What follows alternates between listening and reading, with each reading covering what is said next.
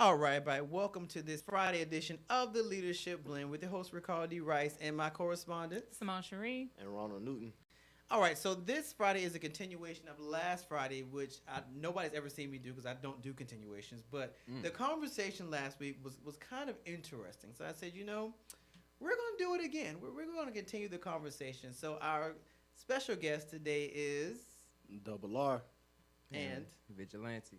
okay, yes, I know y'all have seen a lot of Vigilante. He was here Monday Yep. too, so y'all have seen a lot of him. But I'll be back Thursday. yeah, that's not happening. This is Oh, his shit. last hurrah. Oh, This is his last hurrah. I'm not coming back. This last hurrah. All right, so y'all tell them about yourselves again. For those that didn't tune in last Friday. Double R, hip hop artist, songwriter, producer, engineer, extraordinaire. All right, cool. I want to hit this stump button 1 second. Oh God, here we go. As y'all heard him say, this is his first time running the show back. I done made history yet again. Wait. You You're fed it giving- to him. Yeah. Did I really set myself up for that? I don't think I set myself for that. I'm very careful when I talk to him. I'm very mindful when I talk to him. No, I'm He just sorry. takes every opportunity. It doesn't matter whether it's presented to him or not. No, I got to gloat about that. Oh my God. Feeling like So- P. Diddy. Yeah, Oh my God. Okay. Still didn't hear you say anything about yourself. So I'm not important. okay, moving along. I'm gonna leave that right there. So we're gonna move right along. All right. So y'all know on Fridays I have my political homegirl, which I love over here, Simone. Shouts out to Simone. All right. So before we start the show, I'll say three because Vigilante hadn't gotten here yet. These three were engaging in all kinds of conversations from the right to the left to the middle to the side. So Hey, we was up in here chatting, though. So I'm trying to decide what I want to jump into first. All right, so what we're going to jump into first, because on Monday, me and the correspondents and our guests, Daniel and Alan from Quickly Media, got into a lot of interesting information or issues that were going on. So I kind of want you guys' opinion on some of them because it's a completely different panel than it was on Monday, and I want to see what you guys think about it. All right, so one of those articles or topics was Disney plans to increase minimum wage for resort workers. All right, so here are the facts. Disney has officially reached a deal with unions to increase the minimum wage for all Disney World resort workers to $15 an hour by 2021. This signals the end of contract negotiations that have dragged on for nearly a year. This is roughly a 50% wage increase that also promises $1,000 in bonuses once a year. The agreement was reached on Friday and will be officially voted on by the union members on September the 5th with an expected passing. Disney said in a statement that the deal contains the largest proposal ever offered by Walt Disney World Resort with significant pay raises. The deal also pays workers an additional 50 cents per hour every hour worked since September of 2017. This is a 3% increase for those wages. Disney previously threatened not to pay their 38,000 employees their $1,000 bonuses due to harsh negotiations with the Service Trades Council Union, representing 6 unions. Before the wage is fully increased to $15 an hour in October of 2021, the wage will gradually increase in increments in the years leading up to it. This started with an agreement reached in July to raise the wage to $15 an hour for 10,000 Disneyland workers in California. Thoughts? I mean, y'all know how I feel about unions in general. And Disney's a big multinational corporation, right? And so a lot of companies on that level, whether it's Amazon, whether it's a social media conglomerate like Facebook, there's always pressure about how much money everyone is making at every corner of the business is making. And Disney employs all kinds of people. This includes the college program, the internships, which I believe are minimum wage right now. But unions are always problematic. There's two pieces to this. The first piece is that Disney basically said they would have already reached some level of surplus or bonus had it not been for the union. That's the first piece. The second piece is that $15 an hour is not going to be in 2021 what it is today, nor does every service offered warrant $32,000 a year, which is basically what $15 is. Every service, whether it's administrative or hospitality or entertainment, all of those services and all those different components don't necessarily bring $32,000 worth of value. So, I mean, you're flipping it upside down just so you can say you're paying people a little bit more. It may or may not feed them anymore. I don't agree with it. I don't agree with it either. I feel like people should get more, to me, the cost of living nowadays is different from years ago or decades ago. Even to like gas prices nowadays, like when will we ever see gas go back down to like at least $2 or something? Like I don't see stuff like that happening nowhere in the near future. So I feel like $15, like she said, they might be trying to pay them a little bit more, but I feel like the workers should get even more than what they give them. Gentlemen. Shout out to Disney. They gave us great films this year. I don't necessarily agree or disagree. I feel like what they're doing is they're covering up for something larger that could happen. If you tell hospitality workers, so people that usually work in concessions or janitorial crew or cleanup, hey, you're getting $15 an hour. But the person that has a position above them is getting $15 an hour. When you raise minimum wage to $15 an hour, what is the name of the wage above minimum? Maximum. No. There is no name for it. So how will you address, if you've been at a company 5 years, I just got here, you made $15 an hour, I made $15 an hour. That discrepancy is trash. Why would I stay? True that. Or I'm going to ask for that same thing, because they're talking about 50%. 50% would insinuate they were paying employees $750. Which I think they were paying something close to that. I think Disney was paying like $8.25. It was not a lot when you think about Disney. Because I had a friend that did the summer program thing, and she was like, "Yeah, their regular employees are making like $8 and something at Disney. At the most $10. I don't think they were there. You don't do it for the wealth. Yeah, but if you're talking You about, do it for the That's mouse. not what you at Disney for. You doing it for the That's not what mouse? you go for. but like you said, every position doesn't warrant now. Granted, I'm cool with minimum wage being $15 an hour In general, across the board. The problem is, and why you haven't seen it with many companies, because don't forget, Walmart been trying to implement $15 an hour minimum wage for at least the last 2 to 3 years, and they did it in what, 1 or 2 states. $1 trillion company that sells everything can only do it in a couple of states. So you're talking about a company like Disney that have resorts that make millions on top of extra millions of dollars a year. Like packages for 3 to 4 days is $4,500. That's just for a package, and that's 3 to 4 people in your family.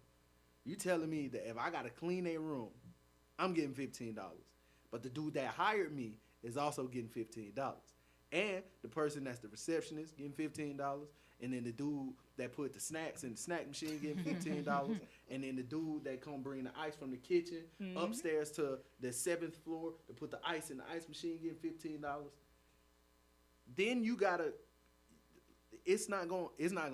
I don't think it's going to last long term, because now you have to address all these people individually. Like, yo, you been here 10 years, and you getting $15. I just got it yesterday, and we get paid exactly the same. Everybody gonna want to negotiate. It's gonna be pretty their much. negotiation. Their negotiation. Now, I understand what they're saying about trying to negotiate with people through unions, and then your union has a union. So I got to talk to your union's union to talk to you. That's difficult. It's also difficult to talk 10,000 people individually. None of those people will agree. None of those unions will agree. And then the union that's over the unions won't agree. So they're trying to make like the best deal possible. We're tired of people complaining about not getting enough, but like won't want to pay people too much. $15 is cool. Like, that's what it sounds like. It sounds like a solution that won't last. But yeah, but I think the problem is, and this is what we said on Monday, is like, okay, we're in 2018. This does not really get implemented until 2021. So what will 2021 look like? Because the cost of living is going to be a lot higher. So $15 will almost be the equivalent to the $8 you're paying now. So did we really negotiate much in the grand scheme of things? The question is, if minimum wage goes up across the board, what is $15 at Disney compared to $15 at McDonald's? Mm-hmm. Well, that's a whole separate issue because then we segue to the $15 debacle we're having in Atlanta, in Georgia, well, in Atlanta, where fast food workers are saying we should be getting $15 an hour. That's cute. But remember, Disrespectful. Disrespectful. What I mean, look, I've done Taco Bell, I've done Pizza Hut, I was I've about to done ask Taco. I got my start in fast food. So if anybody appreciates fast food, it is me because doing fast food prepared me for everything I've ever done in life because we had to think quick. Agreed. McDonald's, Burger King, Taco Bell, Taco Hut, which was Taco Bell and Pizza Hut. It was called Taco Hut. Taco Hut. Wing There are Street, very few yeah, it's a fast food lot. places I have not done, primarily because it seems like with fast food, they were always in the need for managers, and I was young and I was quick, so I got promoted fast. So I did fast food for the longest until I switched over to retail, which I hated. I'd rather do fast food than retail, but that's a I whole other love story. retail. I Yeah, hate I'd retail. rather do retail. I hated Me too. retail. Me Come too. home smelling Retail like is fries. boring. Retail is absolutely boring unless it's the season for retail. Because I was a manager for Tommy Hilfiger. It was in its heyday. So like 2000 when Aaliyah was rocking it, a whole nother issue. I think it depends on where you at. But like Well, you I was said, in Hilton Head though, so I mean it was the resort area. So when we were busy, we were busy. But when we were not, Yeah, it's dead. oh my It's God, I used to make them straight in hangers because there was nothing else to do. So go straight in the hangers and refold all the shirts. Like, And I imagine just- they get $15 an hour for that. I mean, imagine they Yeah. would. You know what I mean? Imagine you was there for a point of time and you got $15 an hour, and then you had to hire somebody at $15 an hour. well, my issue is more with fast food. Do they deserve 15? God, yes. Yeah. Especially now because you never know when you're going to be on somebody's World Star Hip Hop because somebody ain't got in a fight over the counter. But the problem with them is, like I tell my friends, because some of them are fighting that fight. Okay, on the reverse side, most of these are franchises. So do you really want all of you to be making $15 an hour because you realize y'all are probably not going to have a job because your individual franchisee cannot afford to pay you all $15 an hour? He just can't. So do you want a job at all or you want to be getting paid 15 on the street? No, How you people- want to do this? People want to make $15 an hour. Exactly. After you done sold That's 'cause people don't have 99 billion $15 burgers. out. That's what I'm saying. If you don't have $15, like I said, you talking about $30,000? But once No. that's the minimum, then people will demand $20 an hour because 20 will be like the minimum once 15 is the minimum. And that's what I'm saying. Like, what is the name of the rate above minimum wage? They call it a living Yeah, wage. but I said a living I thought it wage. was So, salary. so if there's minimum wage, No, salaries when they really get you, you got minimum Oh, yeah. wage, living wage, which is probably what they'll do. and then salary. If you put everybody on salary Which is probably what they would do. I was They about to would- ask that. They'd put everybody on salary across because the board, that's what I'm saying. That's what that sound like. That's what they would do because once you put them on salary, then it's like you got to remember people still use the same terminology, but the meanings change depending on where you are. So in my day, salary meant, oh, you made it, you salary. Oh, you. Now I'm like, yeah, fool. Salary means they're gonna work you like a dog and they're gonna cap you at a certain Yeah, place. they're gonna make you work 100 hours versus working. And we 80. should expect terrible customer service because Ex- this person is on salary. Exactly. So they're getting paid anyway. And we get paid the same thing that the dude that we hired get paid. Exactly. So I'm like, it's in the old days, it was what you aspired to. You want to get on salary because then you're on easy street. They can't touch your wages. No. Now they hide behind salary because we're not paying you no overtime, and you're expected to do these hours a week, and your pay stays the same. But and if somebody we can leaves, work as you much as you gotta want. stay. And the only difference between salary and minimum wage is the discrepancy in the benefits, Mm-hmm. and that's it. But then by the time you get in the salary and then you get the benefits, you end up realizing like, I just pay $15 extra at minimum wage to get the extra benefits. Like, it ain't even. It's not. They jugging the system. But people don't know any better. See, it's kind of one of those things you give people what they ask for. I'm going to give you exactly what you asked for because my team has already done all the research. So we know at the long run, this all works. This all benefits us. But it makes you feel good and you'll do your job. And so it here makes, you go. It makes the company, which is a $1 trillion company, realize, oh, we could just do this every 60 years. Like, think about it. If you research the last time they gave an increase in minimum wage was when minimum wage was stretched to be minimum wage. So if we only got to do this every 20 years, what minimum wage make like a turnover? Like, I remember when I got my first job in 2005, minimum wage was I know South Carolina. 525. South Carolina, I think it was 570. I think it was 525. You went to 575. So think about that. It went up 50 cents in 2005. It's 2018, and minimum wage is 750. So that's why I feel like this brings me to my thing about living wage, period. Because I feel like you can't, for one thing, that changes from person to person, but I also feel like you got to accept that some jobs are not meant for you to live off of.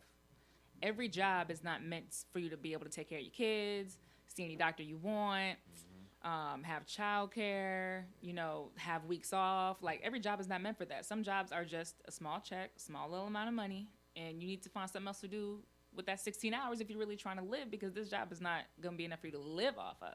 And it was never, I don't think fast food jobs were ever designed. I don't think that Disney, whether you're Goofy or Minnie Mouse or you're working at one of the rides, I don't think that job is designed to pay you so you just good. You could just retire off. That's not what it's designed for. It's designed for people to come in and out, make a little money.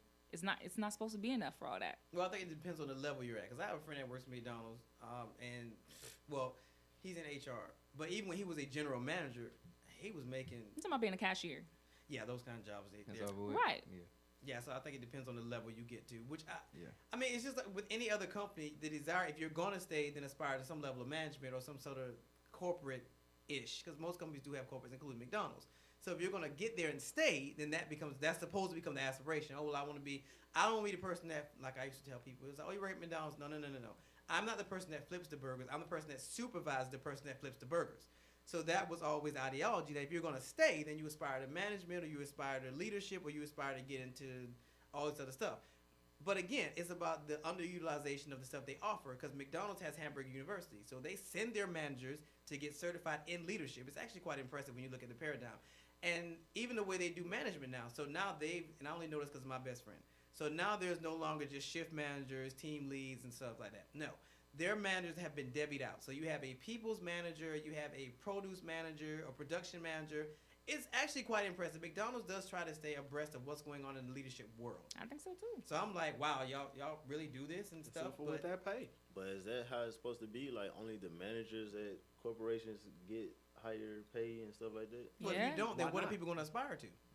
Why not? You don't want everybody to be cashiers at McDonald's for the rest of their life. Somebody has to be the manager. Somebody has to be the general manager. Somebody has to be the assistant manager, which actually that's a problem with a lot of companies today because they don't create a ladder. So you get this stagnation at operations level where all you have is a bunch of people that are just here. Goofies. Yeah, there's a bunch of goofies and minis, and nobody's aspiring to run the company. And it's like there's no conversation after management what to do.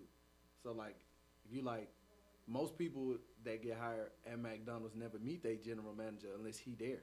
Or they never meet the regional manager or the corporate HR. Like, they will never meet those people unless they come there. And because most of these jobs are franchises, it don't matter. Like, if you got hired that job when you was 16 to get some money and you just end up staying for 5 years and now you're a manager, you like, I've been living off of this long, I'm going to stay. Where else? I could just go somewhere else and get $2 more. Nah, you going to stay. I worked at Foot Locker, and I worked for a manager who worked at Foot Locker since he was 16. When I met him, he was 36. Jesus. So you talking about 20 years in the company, and he was making really, like, it was retarded. And it's because every store that he went to, because they do this managership where they'll take a manager from one store and put him in another store, and then take him from that store and put him in another store to see, are you as good as we assume that you are, or as your numbers show, or is it the location that you work at? And he showed that everywhere he worked, being able to take the leadership skills to every single store, build somebody up. He leaves that store, the person that he built up get the store. He go to another store. He wasn't a GM. He wasn't a regional. But if you're a store manager and then I work for you and I'm a sales associate, and I go from sales associate to stockroom manager, and then I find out that my store manager getting 80 bands just to sell shoes. I'm like, nah, I need to work harder. I want to get to what you get. Yeah. The problem is that if you find out at McDonald's that your store man that your manager at McDonald's getting 50, but you getting like 15, you assume that the discrepancy between 50 and 15 is a lot of money until you live by yourself. Okay. And then you realize $50,000 ain't a lot of money. So like I said, like you said, like you gotta address what a living wage would be before you address minimum wage. Because if my living wage right now is $15, and then you change the minimum wage to what my living wage is, what will my living wage be? And then what would my salary be? Like that's the trash part. That's what they're gonna have to figure out. But they don't even have to do it right now. And that's what I'm saying. This is like the corporate jug. Hey, look, I'm about to give you these $3-4 real quick, but I'm gonna give it to you in 3 years, 4 years. But it's coming though. So like next year you're gonna get 50 cents. Oh, I'm about to get a 50-cent raise. Oh, I'm lit. My bonus about to go up. No, you don't get that $1,000 bonus until 2021. Okay. So I can literally just hinge on the fact that when minimum wage changes, because that's what it sounds like. If minimum wage goes to $15, I don't have to change what my minimum wage is. So Disney could just renege. No, we ain't paying y'all $15. But minimum wage $15. No, minimum wage is now living wage.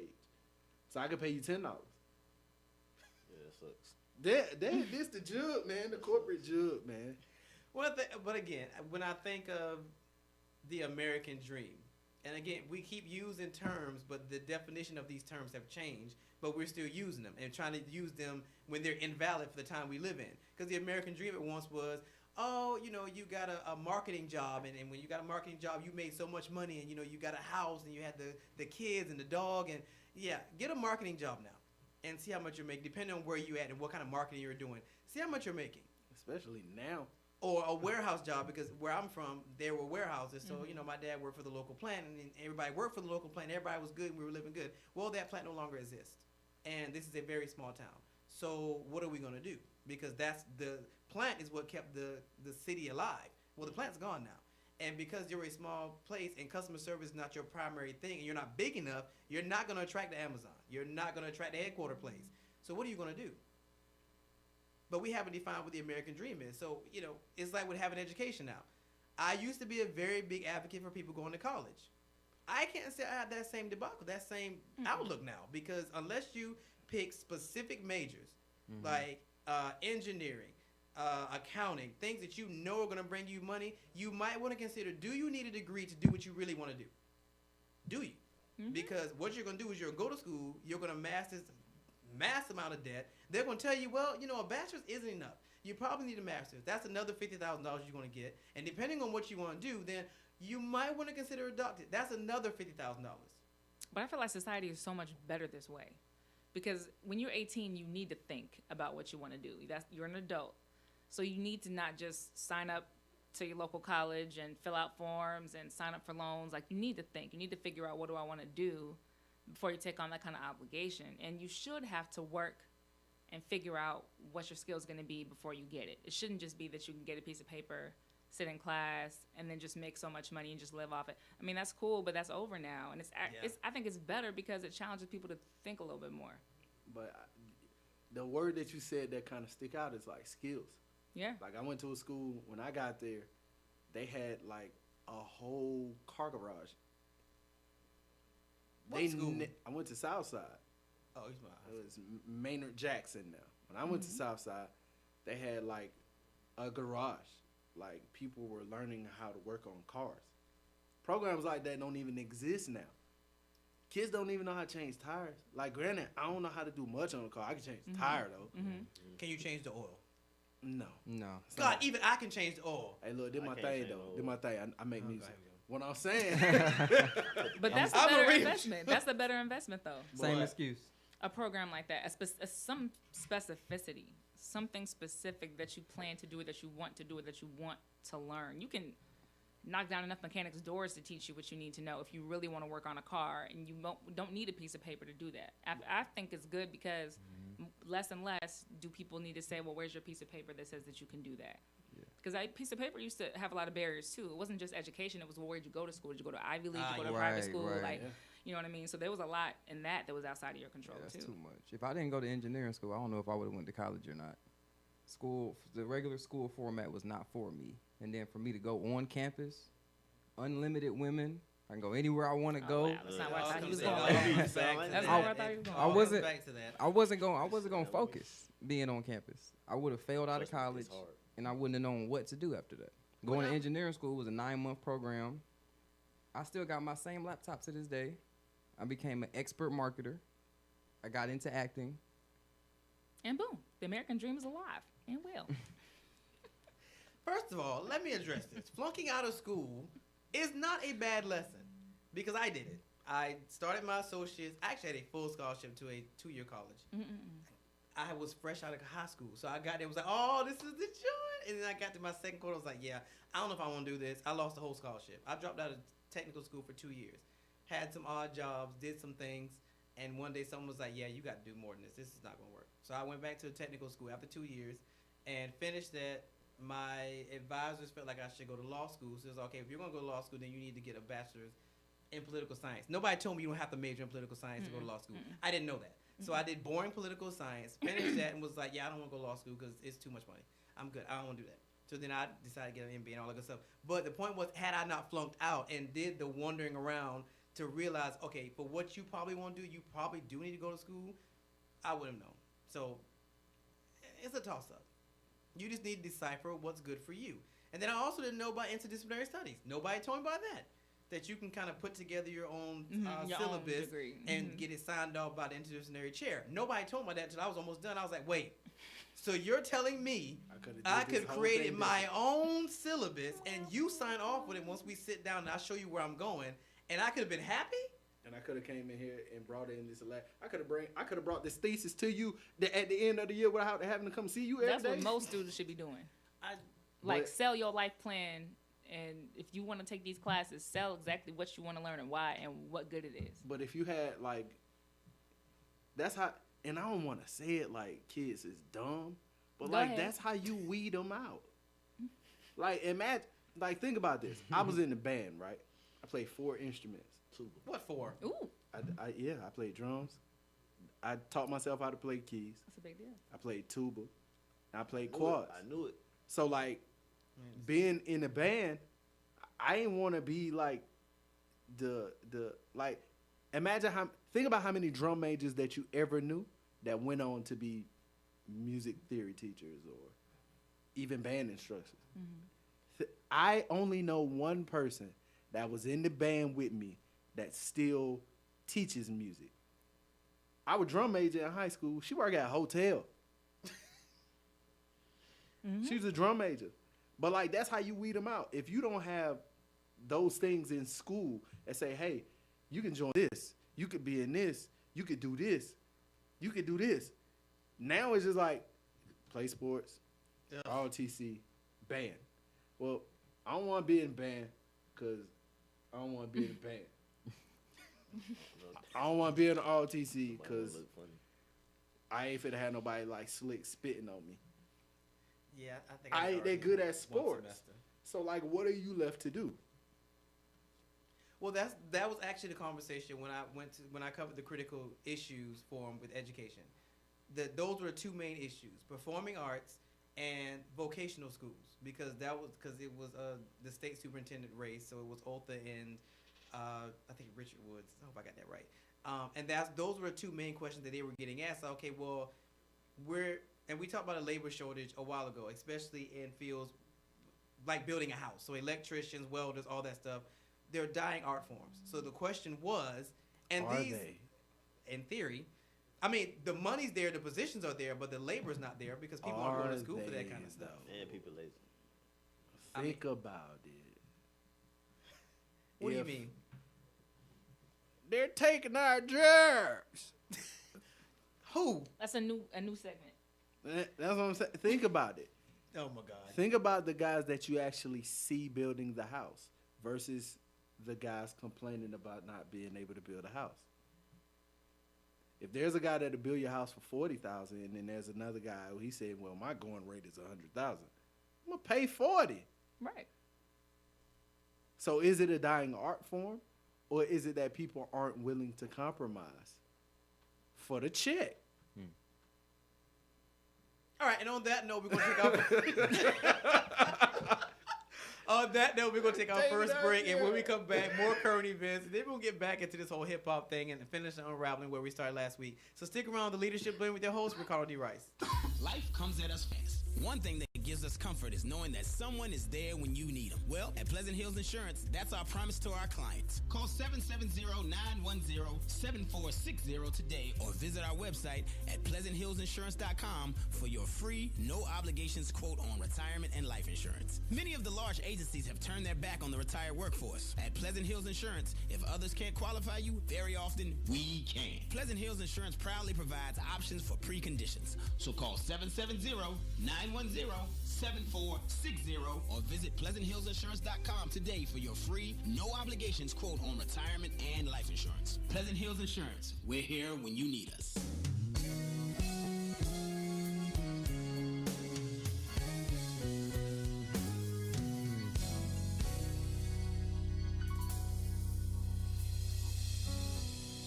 Never knew my life could be this way.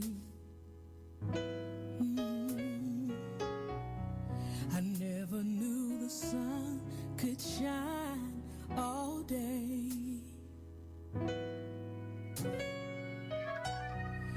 Never thought I'd live beyond my past until I found Jesus. I never thought I'd be in this place. Oh, I'm glad, so glad I'm living my life in this place. Ooh, I never knew my heart would feel again. You see, I was so hurt, never knew the pain. Let me stand. Never thought the tears would go away. Lord. Yeah.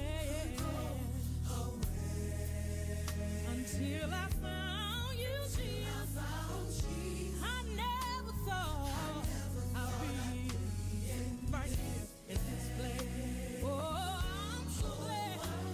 Yes, I am. I'm living my life. Oh, Lord. There's a place in God where we can all be free. A place where God can get the best out of me. There's a secret place in God where He covers me.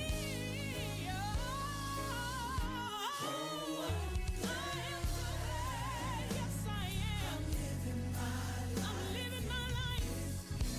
Yes, I'm so glad.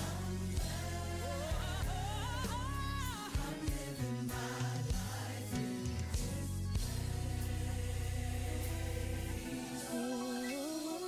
Been a lot of places, seen a lot of faith, but I've never been in this place.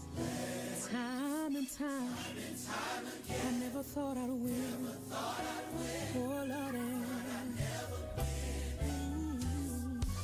been a lot of places, seen a lot of people. Oh, Lord, been in this place. Time and time again, never thought I'd win.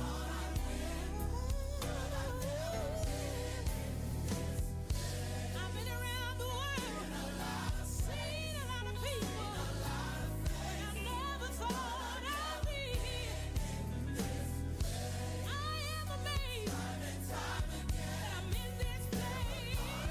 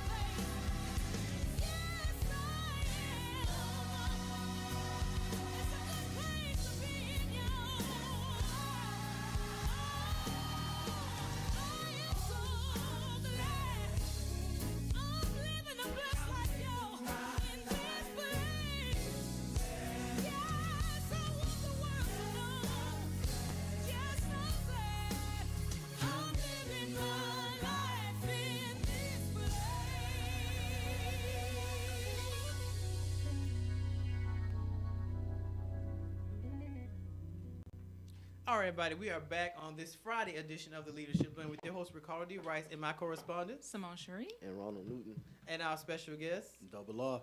Vigilante. All right, so when we left off, we were on this debacle about. Actually, somebody posed a question to me. What was the question again? It was you. What is it? The Mexicans in the Oh, home. now you remember. The Mexicans in the home. Oh, you said, is there really A labor really- shortage. Yeah, Yeah, is or it a are labor unwilling. shortage or is there a discrepancy between people wanting to be paid for the labor and the people that's doing the labor? Like, if you charge $100,000 to do something, and then there's somebody that does exactly what you do in a faster time and might even be more efficient at that, for 40, I'm gonna pay 40. I'm going to pay 40. Common Like- sense requires that you will pay for it. I mean, yeah, but I don't know. I don't think that's a fair scenario because just because they charge 40 doesn't mean they're always more efficient and effective. They just could be How cutting much- prices. How much do bilingual flight attendants get paid? Oh, I'm sure they get paid like double because they can speak another Because language. they're bilingual. Okay, but you can't be by house building. What is your By what is skill your level. point? Why You can't be by house building. What is your point? but you the thing that can make you more effective is that when I work for a construction company, right? Mhm. I was a driver. It was a bunch of white guys in the office, a bunch of Mexicans actually doing Hispanics. They may have been Hispanics. Mex- No, they they may were have from Mexico. Yeah. But it was a bunch of Hispanics actually doing the work, and then I was a driver. And then you get to a work site, and then you see like it's more Hispanics, and then like a couple black dudes, and then like a bunch of white dudes that's like mad fat for no reason. What I'm saying is Oh, that these descriptors. no matter where you're looking in that field, the people actually doing the work never look like the person that's actually hiring the person to do the work. So they don't even hire them directly. A lot of Hispanics don't get hired through temp services. They know a guy that already worked there, and then he tell, hey my friend, my cousin, he's an electrician. He come and then he wire a whole floor in 4 days, and they like, oh no, he know what he doing. You don't see like white guys like, hey, I can wire your whole house. You don't see that. They either want the position at the top or they don't want the position, and it's because of discrepancy in pay. Yeah, but then that goes back to the shortage thing because if you can only depend on one class of people to do work at a reasonable amount, then that kind of does constitute a shortage because as you can see, we're dealing with immigration now. So half them are gone. So because nobody else went to school to learn how to do it, that's a shortage. It So won't. how you can get it done now? They still getting it done. Yeah, but it's not on the scale it was because we're dealing with this whole immigration debacle, and we still got another 3 years of this administration, 2 years of this administration, About and 6. we still. I don't think it'll. Let's hope not. I don't But think it'll absolutely affect us until. How not? But until you change immigration legislation Where and they- get this figured out. there's certain places where you But feel we're it. not talking about certain places. We're talking about as a whole, housing as a whole. So but you have to talk about where you live because do you feel it? I'm not building a house. No, I'm saying like The immigration part. Do you feel it? Oh, the immigration part? Yeah, like I'm starting to see traces of it. Yeah. and, Explain. Yeah, My part-time What job. does traces of immigration look like? There's like my part-time job. That was the whole kitchen staff, So all the And Mexicans in then- the kitchen gone.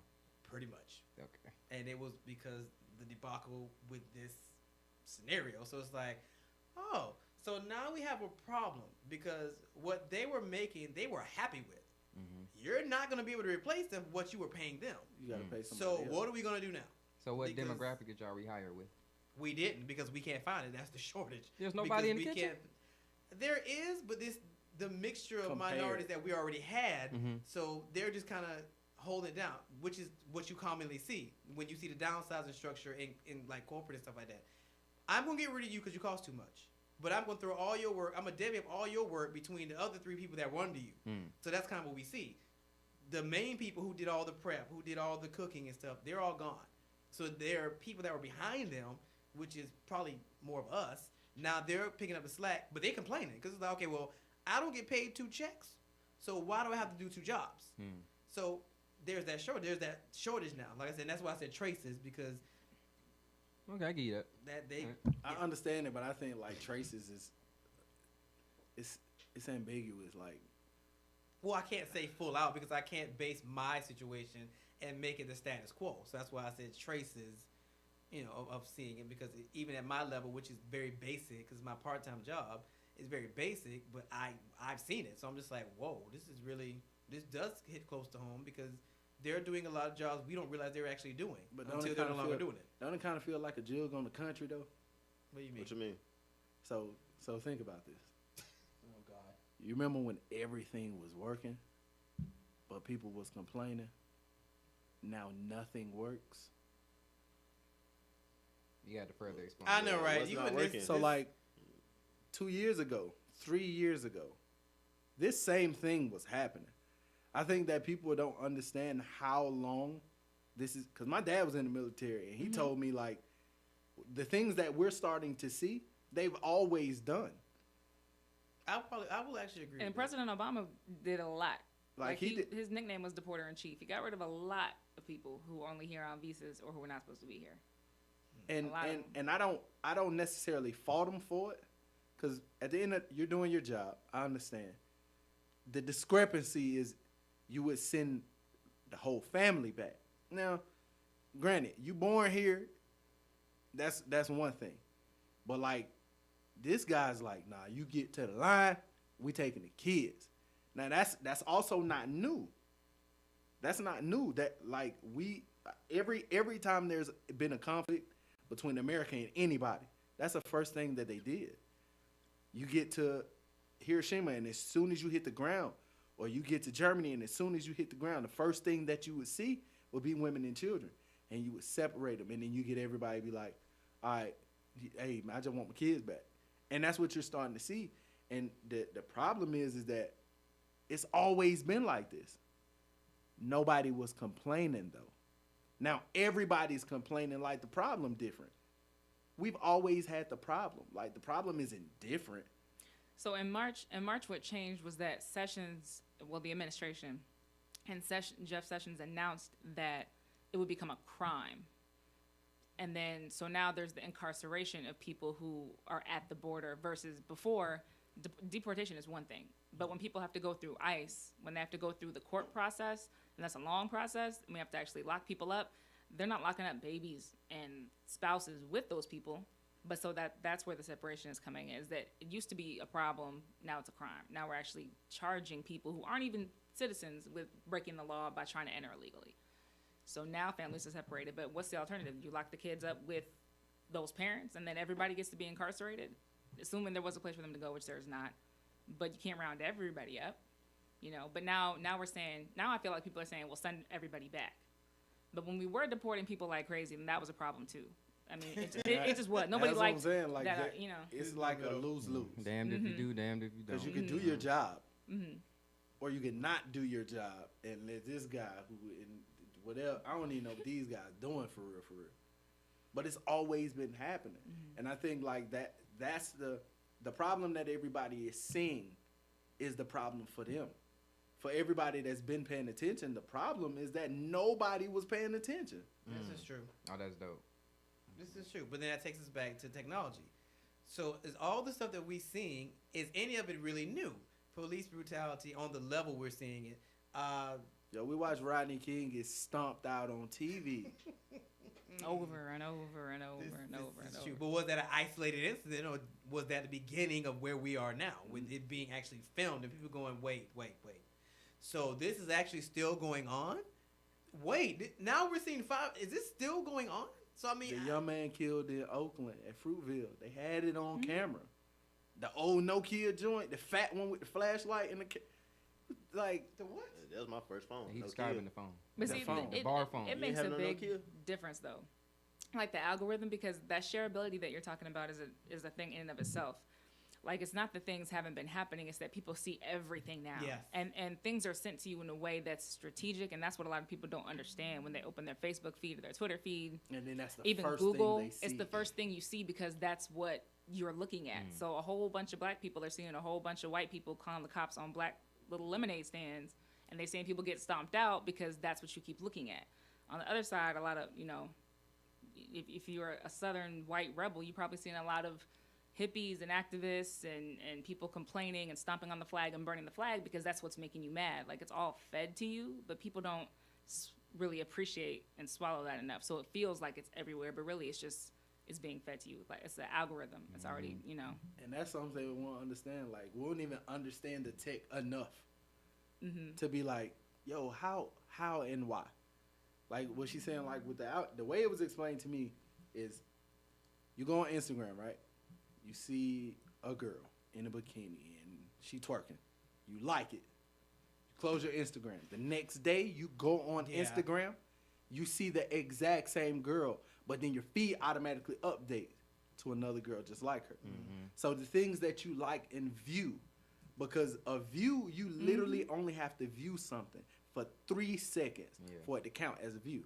So that's for ads on YouTube, ads on Instagram, ads on whatever. As soon as your eyes connect, before your finger swipes, it counts as a view. And that's what they do. As soon as we see, oh, you paying attention. Even when you change channels on TV, you look at NBC for 37 seconds. How long you watch. Then you change the channel. All right, cool. Let's put something on that you'll connect with in your house. Yeah, within that time. Yeah. That's why every city has like their own news station. Yeah.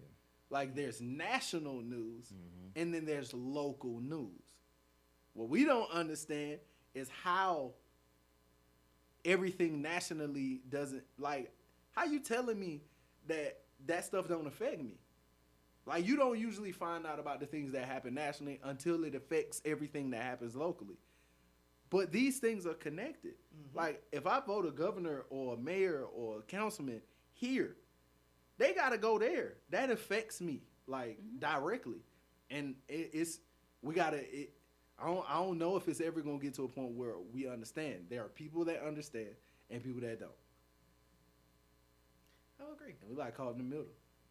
It's the joke, man. But what I don't like seeing is that I feel like people are now trying to blame the companies and turn it into well, we need more rules and regulations. Like, people don't even know people don't even know how it works on Facebook, and there's not enough disclosures, and there's not enough this and that, and people should be warned. So now when you go on the internet, every website tells you about its cookies. You know what I mean? Because they have to do that now. And there'll be more and more rules and stuff. Like, what I don't like is, like, people, if we're getting dumbed down, like, that's a problem we should fix. Not like, okay, well, let's just make it safe for everybody to just be dumb and just and get all upset because you're really mad about your privacy being invaded on Facebook. What you have on Facebook is your responsibility. You know what I mean? Like, the fact that all the bands you like and the people you follow, the people you don't follow, like, you feed all that information. It's not like you were hacked. You know what I mean? Like, you gave that information, but now you're upset that, you've been liking and commenting away, and you feel like you should have privacy to do that. Like, you nasty online, and you get mad because people find out that you nasty online. Stop being nasty. Right. Stop being nasty. You gross. One thing people forget that when something's taken, it's given to somebody else. So if we're going to take responsibility for you, then we're going to have to give that responsibility to somebody else. Well, that somebody else may not look or think like you, but now we have to make them responsible for you because you don't want to be responsible for yourself. I think that's part people forget. So when you say, oh, well, the government should regulate such and such, that's fine. But who's representing you in your city, in your house? Who's representing you? Who's speaking on behalf of you in these places? Well, if they don't look like you and they pass legislation, it's not going to be in your favor because they don't know you. So whatever you take, you're giving to somebody else, and I think that's the part that we forget. I think people are just ashamed. They're just ashamed. They don't feel like invaded. They're just ashamed of who they are online. You know what I mean? Just like what you said, they're ashamed of all the liking and stuff they've been doing and sharing and tagging and nasty. Just ashamed. and it's a mirror. I think they more so embarrassed. Yeah. Like, I didn't want people to know that I was. That's what we're starting to see. That people are like being not even exposed. It's like a reveal. Like when you go to a baby shower, and you pop the balloon and then all the confetti fall out pink or blue. Right. That's what we're starting to see. Like, people starting to pop these balloons like, oh, you nasty. Oh, you racist. Oh, yeah, that's a big one. Oh, you that's a big bigot. one. That's a big one. Oh, you a liar. Like, oh, you weren't really on that plane next to that person. Like in the Plies voice, like, oh, you funny. Like, that's what we starting to see. And that's what the internet has allotted us. It's allotted the freedom to expose yourself. Pretty much. I mean, in theory. But that's the part I try to explain to folks. Okay, whatever you put on social media, I don't care if you make your page private.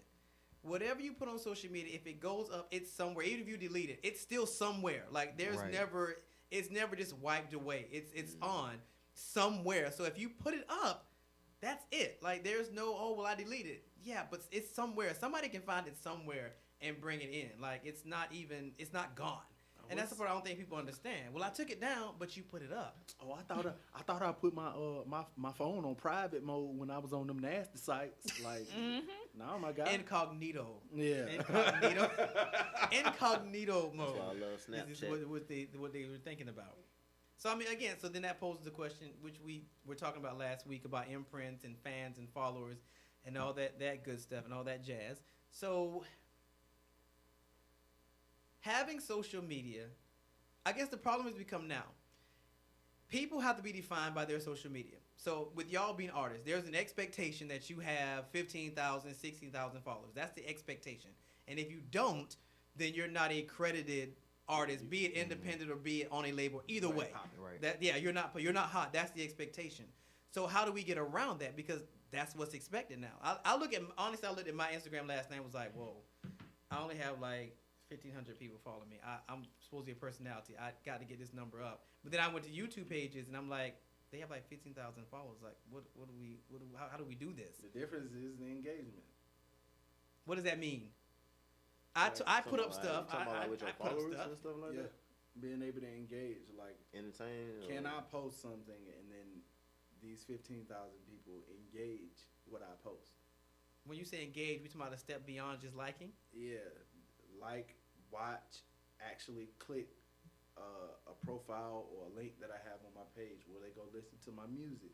Will they go watch my video? Like, it's the thing with social media now is that social media either builds the brand or it destroys the brand. Yeah, this is true. If you're never taught to be a brand, which is what artist development was, like you were taught to be a brand. If you were never taught to be a brand or a brand or how to brand yourself, then you end up realizing like,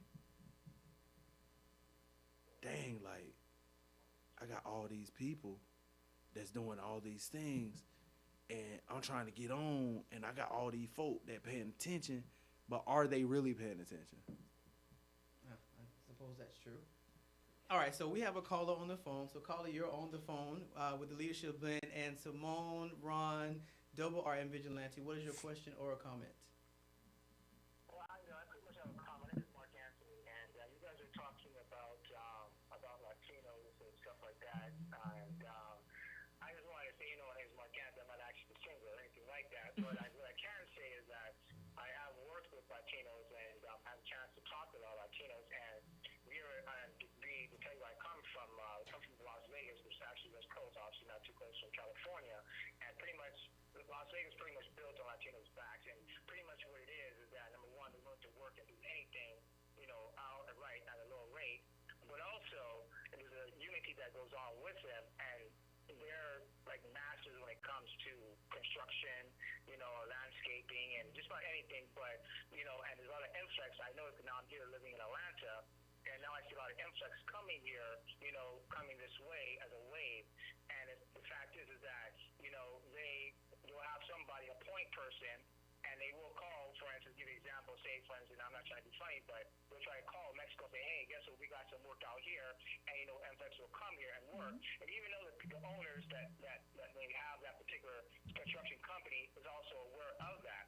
So that one point man, will get these people work under them, and then at one point man controls all that money and it gets divvied out, so there's how influx ends, because, like I guess, other people won't work because they want higher salaries. And so at the same token, so Latinos are willing to take the money they get, and what they do is they take that money and bring it back to Mexico, you see. So that's the reason why you see more of an influx come in here, especially in construction. And they're there at 5:30 in the morning waiting, and they'll get down and do what they have to do. And then by 12 o'clock, they take a break, and then they're back at it, and then they're out, and they come back again. So the work ethic is, it's extremely, and they work extremely, extremely fast. Because I had a house built in Las Vegas, and in 3 weeks, my house was built. I had a 3,600 square foot house, and it was built in 3 weeks. Okay. That's all facts. So that's another reason why you may see such a huge influx, or out there in the fields, or out in out in Atlanta. They have that area, or Georgia, I should say, not to take Atlanta, but in Georgia, out here working, this is what they do, and it's like that old lady. Yeah. So, and then you try to get in, you're like, well, wait a minute, well, I'm here first, or this may case may be, but of course, always cutting that check. You also go to the lowest bidder. That's just how it works in business. Mm-hmm. And even though immigration and all this and that, and that's why there's such a problem with that. But I need to smoke, it's just blind. It's about numbers at the end of the day. That's why in California you have Okay. so much Latinos over there too, as well. Go ahead. Okay. Yeah. All right. Well, that's Yeah, a perspective from one of our great guests. But Talking about cultural economics. You know yeah, what I mean? and how that works and all that good stuff. But we thank you for calling in. So we're going to move into our next subject, sir. We appreciate you. Thank you for calling in. Yeah. All right. So Did you hang up on that man? I don't know. This is not my phone. I apologize. Not my phone. You said it already. So yeah, that was a perspective of how that works. And like you said, having a point person, and then they make phone calls, and then people get over here. It's a whole process. It's an absolute whole process. So, all right. So we're going back to social media. Now we're going to get back into what we started last week, which was our whole hip hop unpacking. So we discovered that last week we talked about this. We were saying that hip hop, did we say that it started as a black culture, or we still think that it is the black experience? It's supposed to encapsulate the black experience, or that's how it started. And then we started to realize, like, you don't have to be black to be broke. You don't have to be black to live a certain way. You don't have to be black to watch one of your homies get killed, or to have to sell drugs, or to. All you have to do is be authentic. The problem is that your experience isn't authentic. You have shared experiences. We articulate those experiences different. And the way that you articulate that experience to everybody else is authenticity. So I look at how you say you work in a place where there was a warehouse. I worked in a place where there was a warehouse. I grew up in a place where there was a warehouse. Your experience of what that looked like and my experience, what that looked like, could be exactly the same. You articulate it different. I articulate it different. If she said the exact same thing that you said, does that make you not authentic? Does that make her not authentic?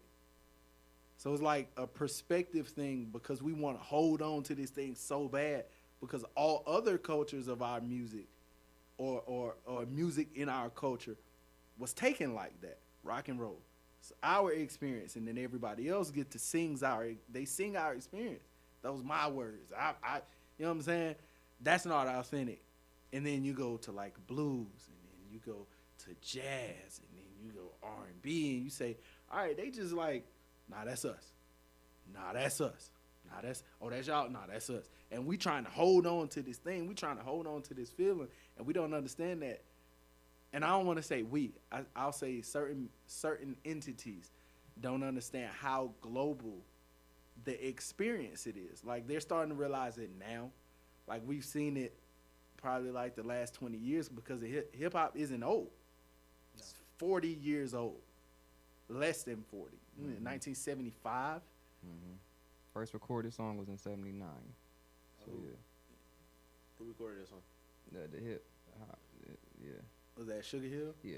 That's the first recorded song. It's the first people to go on like actual tour. The first people to start getting paid and showing people what it's like to go on the road. So hip hop is not old. And what's so great about hip hop is, like, in early hip hop, all those like, if your DJ was the OG, he put you on to all of the music that built this thing. Mm-hmm. So like, he'll put you, hey, look, I need you to have energy on stage. Like, hey, watch this. This James Brown. You see his energy. You see how he getting you. So we paid attention to. They paid attention, and I was taught that. Like, go back and study the other genres, and you'll see how everything led up to this. Now we don't have that. Now it's like, hey, go listen to what came out yesterday, and then that's how we get to literally today. yesterday.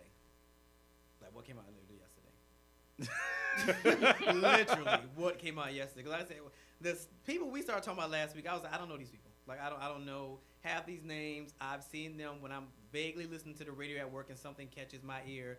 Which I guess that's my next question. Is there a specific sound, beats, or persona that hip hop music takes on that makes it recognizable? Is it just us or just in general? Like, is there a certain sound that hip hop has? Because I realize when I'm listening to music, it's particularly at work because it's diversified music, and certain beats or certain sounds come. I'm just like, wait, who is that? And at one time it was like, oh well, that's Lettuce, or oh that's Jay-Z. Now it's like that's 6x9 or whatever that dude's name is. 6x9? 6x6, 6x9. What is his name? 6x9. Tekashi 6ix9ine. Oh, there's something in front of that? I just saw numbers. Yes, Tekashi. Okay, so it was like, yeah, well, that's Tekashi. He's about okay. And even further too, not just what sounds, but maybe we could ask the artists that we have in the room too, like who is your sound? Who's your either your inspiration or like what you think of or what you model, what you believe should be modeled. And you can name names. We don't know the names. That's cool. That's what Google's for. Oh, okay. So Simone just volunteered to look it up. I ain't. She just volunteered to look it up. All right. So I don't necessarily model it or try to recreate it or reincarnate it after anything. It's more so just a feel. I try my best to do what everybody else is not doing. So when you do production, certain DAWs, digital audio workstations, come with presets. I try my best to stay away from those presets so that every beat I make sounds different from everything everybody else did. So if Zaytoven do a beat like Versace, my goal is to do the exact opposite of that because that's what he did. But I think that the mentality nowadays is like what he said is, well, Zaytoven got popping with the Versace, so you do a Versace and you do a Versace and you do a Versace. Now we have an oversaturation of the same thing. So sometimes when you're inspired by somebody, that can hurt your craft. Mm-hmm. When you are too inspired by them, that you crave to be just like them, then you become an imitation. We already have them. We don't need you. You fall into the shadows. Can you name like 3 more?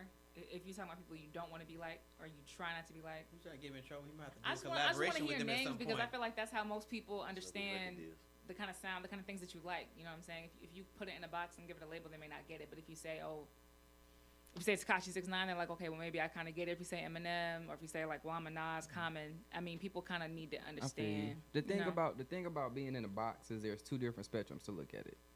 Being in a box goes 2 ways. 1, that means that you exist nowhere, or 2, that means you exist everywhere. When you have your own sound, that means that you can be marketed everywhere forever, or that means that you can be marketed nowhere because it's unfamiliar. It's just all about how you play it. So that's why I say I can't really name any names, mostly because of my connections. I tell you, I knew it was all gonna come back to that. I'll name all these names. Oh my God! What we Feel not free to- know? 'Cause your list is probably feel too free to big drop for 'em. What we not about to do? Feel I free mean, to drop I ain't gonna just dookie on them, but like what he said, like it's a sound. So you remember, like it used to be, yo, I'm trying to catch a groove, and then you say, Yeah. now it's like, yo, this a vibe. Like everything can't be a vibe. It's not supposed to be a vibe. Like I'm in the car trying to go to work. I'm mad because I'm in traffic. I don't want to vibe. You know what I'm saying? But everybody trying to. I'm trying to make a vibe. I'm trying to get a bop, or you know, like. Mm-hmm. I think that in hip hop, the genre itself is like cultures in it. So you have the culture of production, which is a spectrum. It's over there and it's over there. So you got Primo and then you got Murder Beats, or you got Jaleel Beats and then you got 1500 or nothing. Murder Beats. He made he made a lot of shit. He did Nice for I'm sorry What for Drake. He did Nice for What. That beat crazy. Oh, okay. He did Butterfly Effect for Travis Scott. Yeah. You never heard, but So this is the thing. This is why hip hop is so important. Like why I love it so much. Murder Beats is a white guy. he's a white guy. Really? Yeah. When you hear Nice for What, you don't get white guy. You don't get that at all. You just get skill and talent. Like it's very. That's what that beat without Drake. just that beat is Just a the hit. beat is a hit. Tell them about Scott Storch. Scott Storch, white guy. Buy But you, Scott Storch- buy you a drink beat. Yeah, Scott. Make it rain. I'm about to say thank you. I don't need their names. I need to know what they wrote. Nah, you need to know Produced. You need to know. Oh, produced. And the reason that you need to know is because, like I said, with the cultures, production is a culture. Songwriting is a culture. Culture. Performance is a culture. So if all three of these things are cultures in themselves, in the culture of hip hop, which is also a culture, like it's so much diversity. So like being able to like call guys I love. Like I love J. Cole. Dope. I love Kendrick. Eminem is the GOAT to me. People disagree. He's the GOAT. He just put an album out. Yeah, apparently like midnight. Yep. And already and talking he about going crazy. I'm talking about all type of extra raps. They don't want that work. It's bad because it's bad. It's Shout just out to bars him. Vigilante, forever. can you name 3 for you? 3 that I like Not just that you like. in hip hop or in general. I mean, best artist of all time. Like Oh, his. Oh, You the know, Derek goats? loves to say goats. Oh, like Goats? Okay, people, when he says goats, he doesn't mean like the ones that are out that go bad. Greatest you of know. all time. Yeah, he means like, because you say that a lot. I'm like, people gonna think he actually talking about goats, and it's like, why is he talking about goats? No, greatest of all time. the greatest of all time. Okay. In business, Jay-Z. In music overall, Michael Jackson. And in production, it's like a 3-way tie between like Timberland, Dre, and Ryan Leslie. It's like a 3-way tie. Didn't he try to be an artist at one time? He's Who? he's an artist. He is. He's Yeah, an artist. he would- He got he- artists he- under him. You talking about Ryan Leslie? Yeah. So he introduced the concept of direct to consumer in music. Yeah. What When does that mean? It hasn't what's caught up? on yet, but in about 5 years, it. Yeah. Well, that's what Instagram is.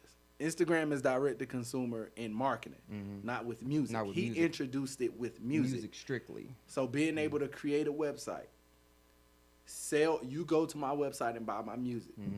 Now I'm connected to you directly. Through email when you put your Oh. information in. And it's not a breach of information. You share the information. So now when I get ready to go on tour, I can send an email to you. Hey, I'm getting ready to go on tour directly. Hey, my new album comes out next week directly. He introduced that like Cut out the middleman. you know what I'm saying? Okay. Without having to pay somebody or have people take. So he getting all his money. And we assume that it's quiet for him. No, he getting 100% of the check. So for artists, can we ask a real quick, like, get a quick list, like just it could be up or down, yay or nay, kind of sort of like Yeah, go ahead. Travis Scott. Yay. Yeah. Lil Wayne. Yay. That's the course. go to the mixtapes. Who? Facts, facts, Wayne. facts, facts. He one of them. Okay. I can Cardi? like that. He top 3. Cardi. Yeah, she cool.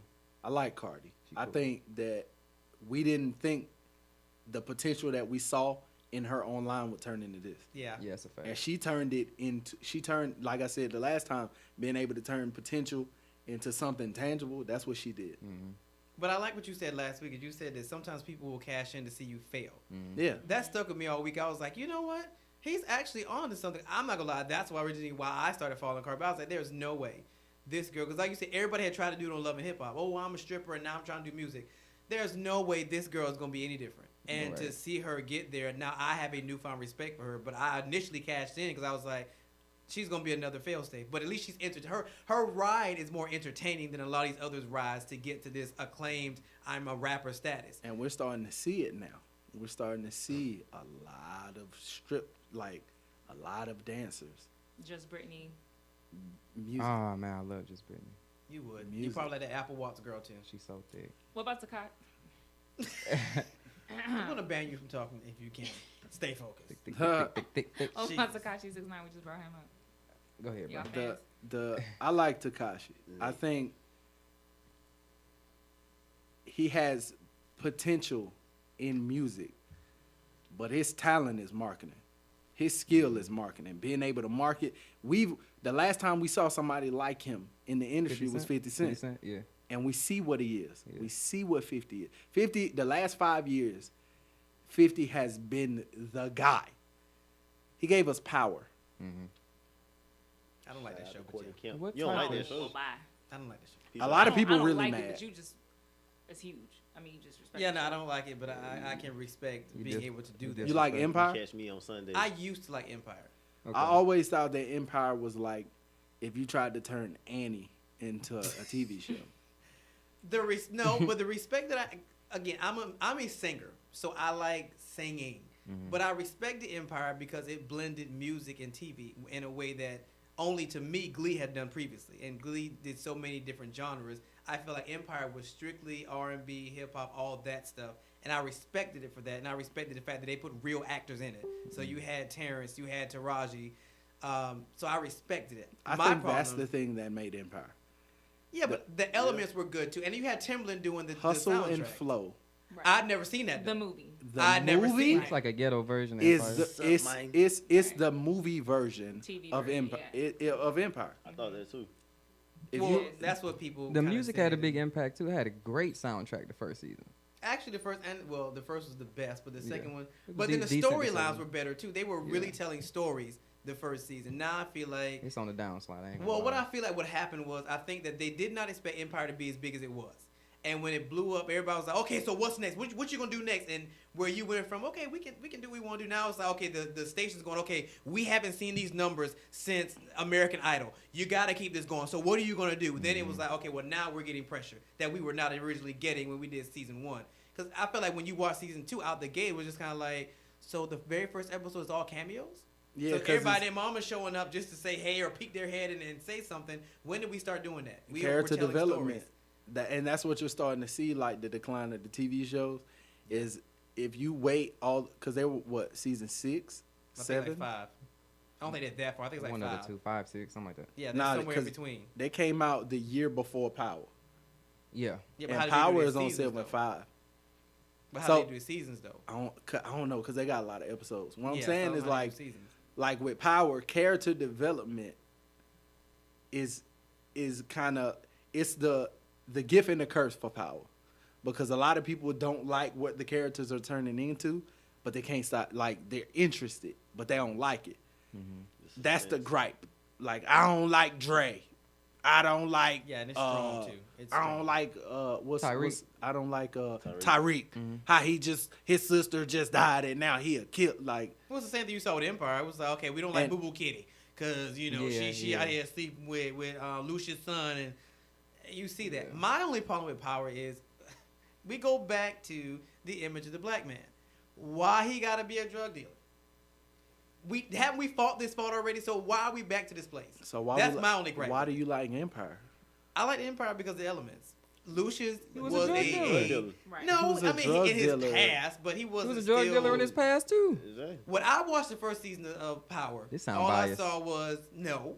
Well, and then there's music in it. I like the music of Empire. It's So it music- wasn't it's really music and about power. that. And a guy got Power. killed the first episode of Power. That's lit. Exactly. I was hooked. As soon as it came You got on. killed first episode. Didn't Hey, let me Bunky talk to get you killed in outside. Empire? First And he scene. just killed him. First Didn't scene. Bunky get killed in Empire in the first episode? No, that wasn't the first episode. That was second episode? No, it wasn't even the second. It was like in the middle. In the middle of the season. That was like First middle of season though. Oh.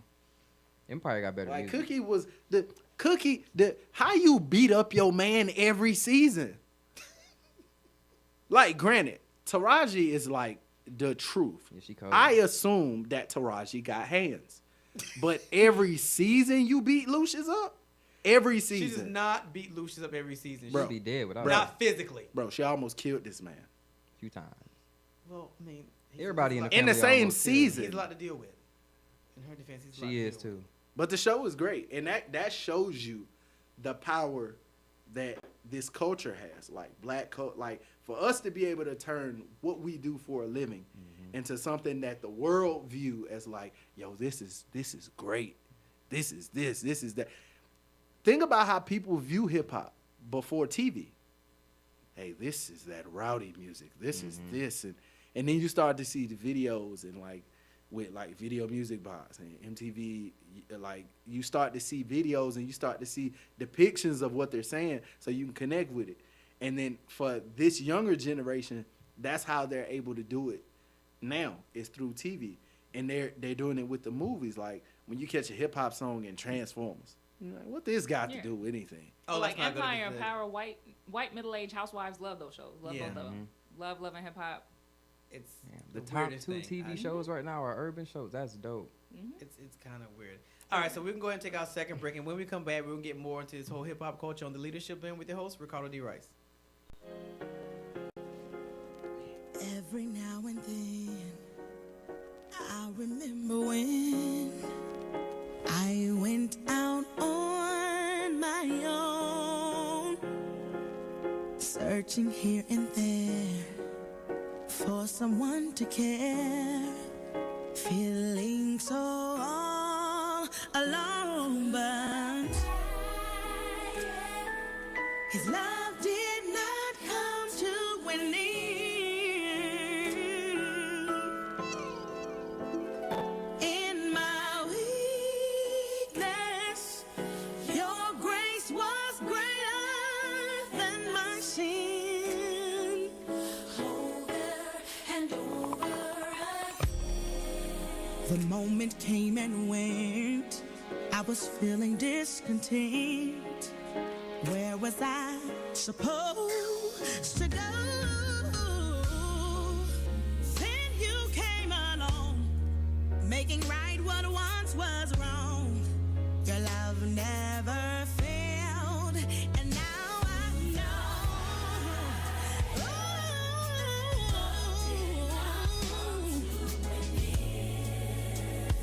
Your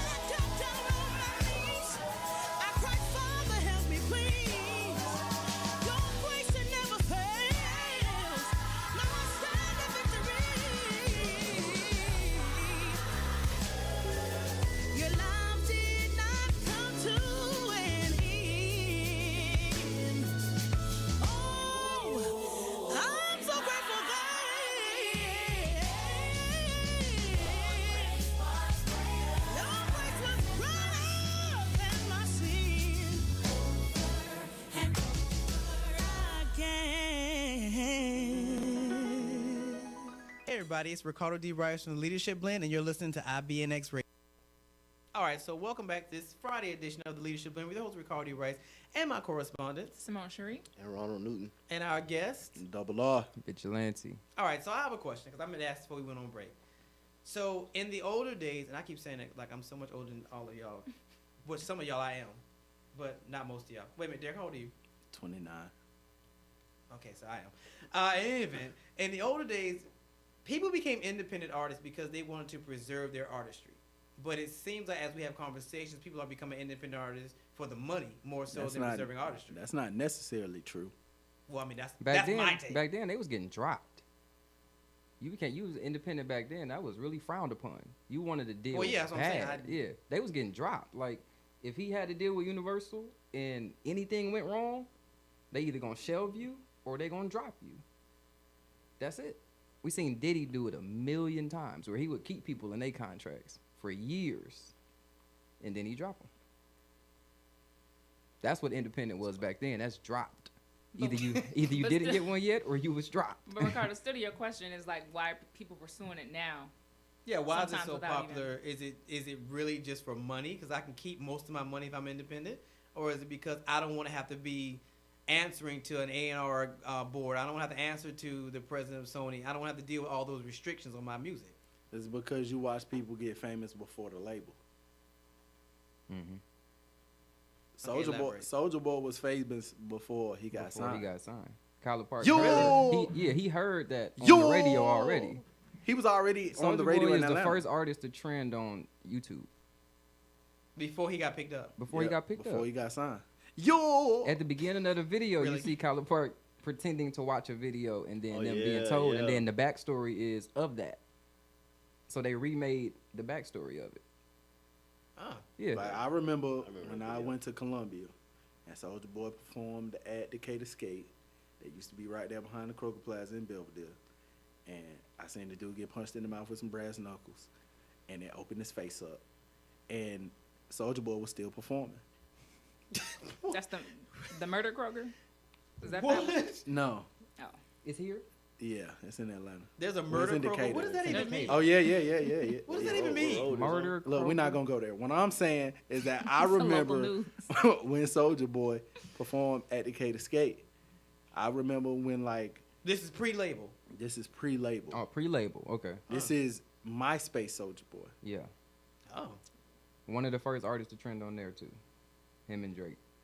Like, back when MySpace was Facebook. It wasn't yeah, even known for my music space back then. is- That's the crazy part. Like, it wasn't the. There's a element with develop. Well, I ain't want that to rhyme, but like an element with the development of artists that we didn't see until that era, because you would hear about guys like, yeah, in his city, or in his city, Yeah. and then with the development of social media, starting with like MySpace, and early Facebook, but really MySpace, Black Planet, Oh God, yeah, Black kind of what lead in you seeing these folks, them being disturbed. They was already popping before the label got to them, and then we saw over time they would get in a deal, they would be super huge stars for a while, and then all of a sudden they wouldn't be famous no more, and then you didn't understand why. So like, you remember everybody in the club getting tips. You remember that? Yeah, who was that? What's his name? Jaquan. Jaquan Jaquan. Yeah. from St. Louis. Or Hurricane Chris. Yeah, So that like was a nice song, Miss the- Berry. before, No, Halle Berry. Yeah, I thought it was Miss Berry, but we said Halle Berry. yeah, he said it in the verse. Before we heard him, nobody heard him. Yeah, I didn't. So like there was a thing like with your region or where you were, where they heard you first, and then you got famous, and then everybody heard you. That is true because I remember when Nelly first came out. My local he died, but I remember Mark Young got in the car and we were in Allendale, South Carolina. I have no idea how that CD got there, but I remember him getting in the car and he had that country grammar, I'm going down, and he put it in. I was like, what is this? Why does this sound like a nursery rhyme? He was like, no, I was just doing Nelly. I was like, whatever. Next thing you know, the song comes out. He's everywhere. But I always remember that. I was like, he got in the car and put that CD in before Nelly was Nelly. And I was like, this sounds like a nursery rhyme. Why would you be listening to this? He was like, no, it's going to be the new thing. Sure enough, it became the new thing. Nelly. Shout out Nelly. Shout out to Nels. I mean, is that a conversation? Because I've always wondered, like, what happened with, like, Nelly. He had, like, these No, he got a string- TV show and everything. Well, I mean, Oh, now, he, but there Nelly, was General all Mills. this dead He get space. General Mills checks. Yeah, that Nelly getting the check. Yeah, it's not dead space. Okay, that brings me to the next point. In hip hop, you have an explosion where everybody knows you, kind of like what Dej Loaf did when Try Me came out. Like, you have a huge explosion, and then from that, you land comfortably into where you want your money to start flowing from. People choose to stay on the road. They choose to capitalize on YouTube. They choose to do stuff like that. Merchandise. They can drop music straight to YouTube with no radio play in their mind, and then radio might pick it up, but all their money already been recouped already. From YouTube. So we look at the general population and look at that like, oh, he's no longer in the limelight, like August Alsina. August Alsina is doing fine. He landed where he wanted to land, and he's getting his money steady where he wants to get it at. Which would be, in that example, where did he land? I mean, it's more of a personal vendetta. It's just you might want to land in movies. You might want to land here, there. Esther doing Dean this. said she'd rather write. So Yeah. She's writing all these pop songs, like every #1 pop song. And that's where she. A lot of That's where females. she is. Who is it? Esther Dean. Esther Dean. She had the big hit with Chris Brown. Mm-hmm. What's the song? Drop the. Drop it low. Drop yeah. it, drop it low, girl. Drop it low. I don't know. Chris And collaborated the so thing many about people. Esther Dean, if you see her, you wouldn't think that she did that. You No, wouldn't you think wouldn't. her pen was that. I haven't heard from her. You remember you ever seen Pitch Perfect? Yes. The big black girl Yeah. with the short haircut? Yeah. That's Esther Esther Dean. Dean. Oh, okay. Her pen is amazing. Like for pop artists and for pop, she is like, I would equate her to like what Smokey Robinson was for soul and R&B to pop, where her pen is in everything. We know she can sing. Yeah, we've seen her sing. Mm-hmm. We know vocally, like we know what she can do. But that pen, and she can act, but that pen. So how do you become a writer? Do you just write and then submit it to people and hope somebody will pick it up, or No, because in the that's- old that's- days you wrote and then you submitted it to record labels and if somebody got it That's and they a gave it to an artist and That's then, a rare occurrence. Yeah. That you would write a song and somebody, hey bro, let me get that song. I got somebody. That's rare. Nowadays, How does it normally it's- happen? It's more so placements. Yeah. A person or a label or a person, either one, will be like, either they'll know that you got a song idea and give it to a singer that can sing, or the singer will have a song idea that you come in and help them construct. It's more like that, or the placement to be that either you got a debt that somebody owes you this amount, and then they give you a certain amount of songs that they want you to write for a certain artist. It's structured. But how do I get there though? If I'm a writer, a music writer, and I'm trying to get into this outlet because I don't sing or I don't dance, so I really can't utilize YouTube unless I find a influencer and say, okay, well, I have this Demo. Well, I guess you would do that. Demo. Well, You find a really talented singer, like super dope. Don't cheat yourself on the singer. Get you a really good And singer. some writers can sing. Yeah, and some It's of so them good, that's demo good. it themselves. Mhm. So, and you get somebody to demo it, and then you shop the demo. You're not necessarily shopping like the pen and paper, or like the song. You shop what shopping they hear. the full thing of it. 9 times out of 10, they're gonna remake the beat, rewrite some of the lyrics, but they're gonna keep the gist of what you just showed them. Like the perfect, like it's a couple of examples, but rare occurrences where like, and I don't want to say rare. A lot of these dudes get on because the guy that they cool with get on. So we still doing that. Yeah, that's never gonna stop. that ain't Well, I mean, gonna I'm just never saying, like end. in music, exclusively, like you got on because So, like, like, P yeah. Diddy got on and then he brought all his clique and they became Bad Boy. Bring them up. YG. So YG DJ does Mustard. Tooted and Booted with DJ Mustard Ty and- Dolla $ign. and 50 Cent. And then he like, yo, my man's sing and he write. So YG get a song with Chris Brown, who writes the verse, Dolla $ign. who does the hook, who does the ad libs. Okay, now you see Ty Dolla $ign in studio with Chris Brown. Now everybody else looking at, hey yo, who that dude in studio with Chris Brown? What his name is? That song? Oh, that's a #1. Hey, somebody call that dude that's with Ty, somebody call him. What's his name? Ty Money. Somebody call him. And then you hear him solo on Beach House, the mixtape, and you like, hey, somebody call this man right now. Because these songs are incredible. His voice is incredible. It's unlike thing. It's unlike anything in the industry right now because it's like raspy, but it's like tonal. Like there's a tone to it. Like Like if Young Jeezy could sing, it's like dirty. He got like a dirty voice. You win this word dirty. You've been using dirty all Hey, day. look, What? it's a lot of dirt out here in these streets. But it's yeah. Put your mans on. Happens all the time. So is social media the new mixtape? So now I don't have to make a mixtape. I just put it on social media. So is that the new mixtape? it depends social on media what is you're the trying new to get label. out of your mixtape. Social media is the new Envelope. television. Social media is TV. YouTube is TV, and your Instagram is TV. Instagram is commercials. YouTube is the full television. So it's the replacing. label Except now. IGTV. It's replacing everything. Mm-hmm. Everything. Like when you can monetize everything, Literally. what I need your mans up there for? He gonna give me $1 million in a day. By the time I get it, it's gonna be half. By the time I get it in my bank account, it's gonna be a third. I'm gonna walk away with 300. He gave me $1 million. I walked away with 300. So I go through the hassle. Why? When I could go make 300.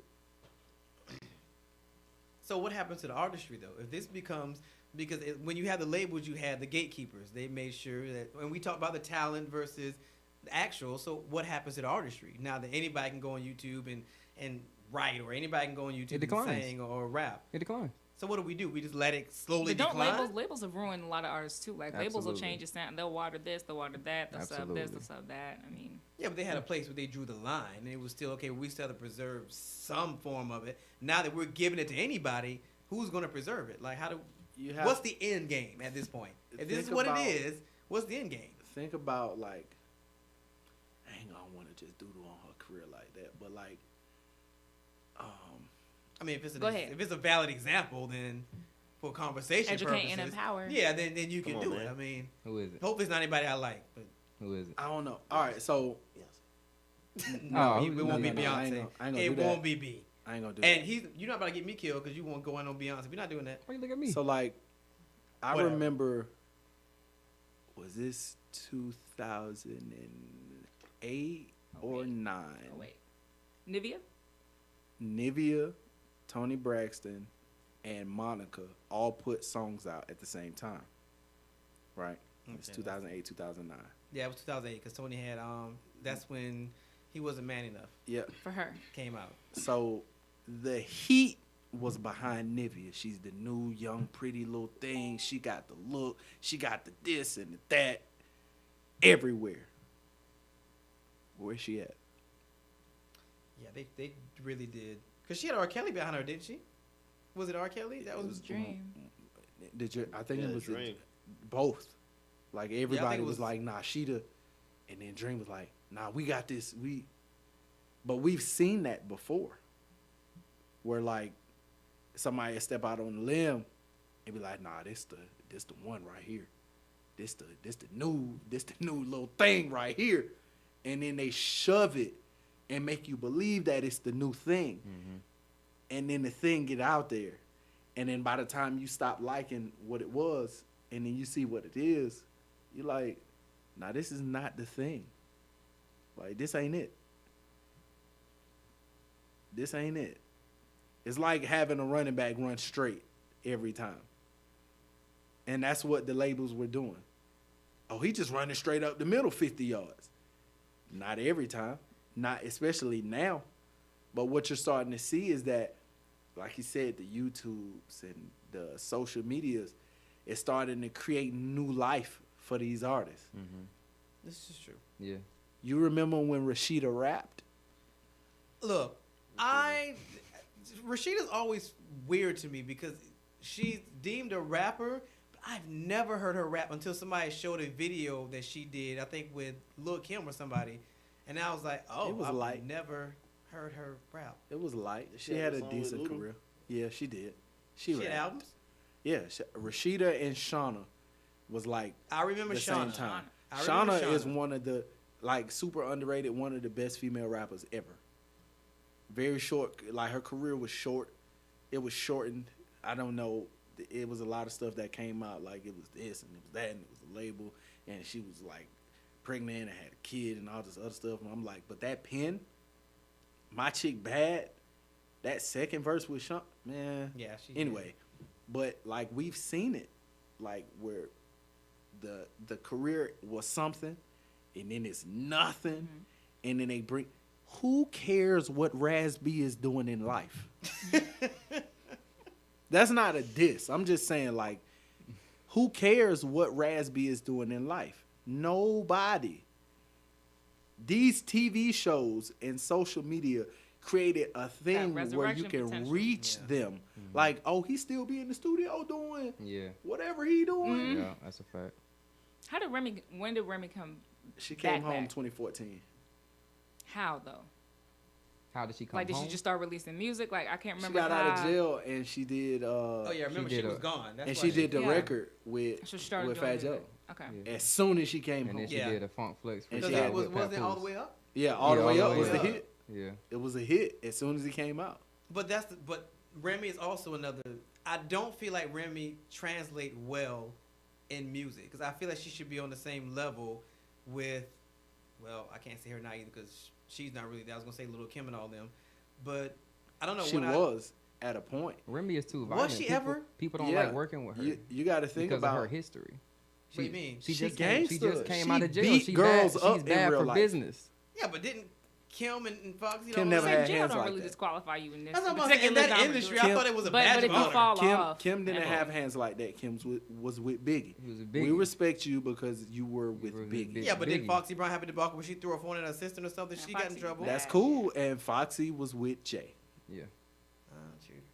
Who was? Yeah, but wasn't Remy with? She's pretty much with, always with been with Joe. Yeah, with, So everybody had Joe's fame is one. limited though. Joe Everybody ain't had big and one. Joe ain't Jay.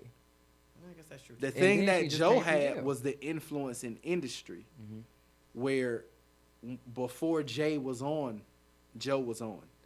When Diddy was on, Joe was on. Mm-hmm. So the same meetings that you would expect Diddy would be having, Joe was having. Joe was having too. Then, because he was technically Joe was famous before all of them. He had the song in I think it was like 91, My lean. Flo Joe, and then he was popping. He was always popping. And I like Terror Squad. I Like really he was did. I thought always he was popping. great. Terror Squad I like- was always I like popping Pun. early, and Remy was younger than everybody. So Kim was mid-20s when Remy going close to 30 when Remy got on. Remy got signed when she was 19. So Remy was famous from 19 until she went to jail. Remy like in her mid-30s now. Mm-hmm. So imagine like that 10-year span where we heard no music. Remy went to jail with a hit Mm-hmm. and came home on a hit. But that 7.5, 8 years period in between that, the only commercial female that we had was Nicki. It was Nicki. And it's not like it was the best. It was the only. And she was standing next to Wayne. And at the and peak when you of standing YMCMB. next to something like Wayne, it's remnants of what it looked like when Kim stand next to Big, or when Remy stand next to Joe, or when Foxy stand next to Jay. You standing next to the guy at the time. That's the guy. True. What we gonna Good say point. to you? Yeah, Carter 3 came out around that time. Yeah. It's not like it wasn't other female rappers at the time, because at the time, if you're talking about 2007, 2008, Missy was still putting out hits. Really? What? Missy has, every time that Missy has dropped something, it's been a hit. Well, not that last the You talking about cookbook. the joint that she put out when she showed the video of her recording it in the kitchen? Of course something not. like that. It one wasn't mixed. The one that I think. But the last record that she had that was a hit was 2015, and as soon as she put it out, it was the theme song for the finals. Yeah, but that happened because wasn't that right after she done the halftime show with Katy Perry? That was the year before, and that's what I'm saying. If your potential in music is based on your early potential, so your staying power is based on your early potential. We assume that you have staying power. Missy has been in the game over a dub. Stand next to Timberland. Over a dub. And she was able to stand alone next to somebody like Timberland that had Aaliyah. You know what I'm saying? Like, you were able to stand alone next to that. we haven't necessarily seen. Kim got hits, but she wasn't able to sustain that fame that she had when she was next to Big. It wasn't the same. The thing that we had in between Kim and Remy was Eve. Eve got signed by Dre, and everything she put out was consistent. Being able to stand alone, like being able to move and do what she had to do, and she was with a bunch of dudes with Swiss and them. Yeah, and with Rough Riders. With the Rough Riders, and we're like, okay, this is. And look, now it's like daytime TV. So, well, she married Rich, and then she was like, okay, well, I don't want to do music, but I'm going to do something else. So I'm going to do TV. Because it went from being a necessity to like, I can do this when I feel like it. And now we're starting to see like the people that were in her position that were popping at a time. We're starting to see like they declined so fast that only social media could bring them back, because social media is as fast as that drop. That's true. Yeah. Like when you fall from fame, no parachute. That's what we seen it so many times. Look at these shows. Look at the people on these shows. Where are the other two members of B2K? Wait, wasn't it 4 of them? That's what I'm saying. Wait. So you got Raz, who we saw because he was on one of those seasons of Love and Hip Hop. Little Fizz is on Hollywood. Yeah. Omarion was on one of them. I don't know He was on Hollywood. Oh yeah. So we seen him. There's a 4th. Who's the 4th? What is his name? Oh no, J Boog. Yeah. He showed up on an episode when Omari was on Hollywood. You showed up on an episode. Yeah, he showed up on an episode. That's an extra. Omarion has always had a sustainable career in music because he was singing and dancing. But Omarion, again, we get into this. People start whispering in your ear and say, well, you don't need the group. You can go solo, which he did. So he's an anomaly to me. but he didn't just flop. Like O was good. Yeah, he did good. He had some hits. His going two on albums his own. after two albums he did, and the mixtape that he did after the group were great. The problem is like going from, and this is the thing that we talked about the last time, when the person that signed you leaves your label and goes to another label, and everybody that worked for him get fired. Oh yeah. And then they got to find out what to do with you. He had to scramble. He was with MMG. Well, he's still with MMG, but he was signed to Jive when Jive was a label. He's still with I was MMG. gonna say, what was that Yeah. Pop? He was on. Yeah. that He was Pop. Young Money at one point. Yeah, he Oh. got. Omarion. Yeah, He was Omarion Young got Money. dropped because he leaked the song with him and Wayne. With him and Wayne, that I Get It, and it wasn't I his Get fault. It, and then that's why Gucci Man featured on it now. Yeah, it wasn't his fault. That song hard. But that song was hard. That song hard. But like that's kind of what happened with a lot of these people, and with social media you can sustain. Mm-hmm. So like when Wale got dropped from the label Interscope. from Interscope. Well, Okay, so that's no, what happened. He didn't get dropped from Interscope. So he left Interscope and then went to, when he got signed with MMG, he went to Atlantic. And his last album didn't do good. At all. Even though it was a great album, Wale is kind of one of them dudes, like his talent exceeds his stardom. We know he's super talented, Super dope. incredible songwriter, but it exceeds his stardom.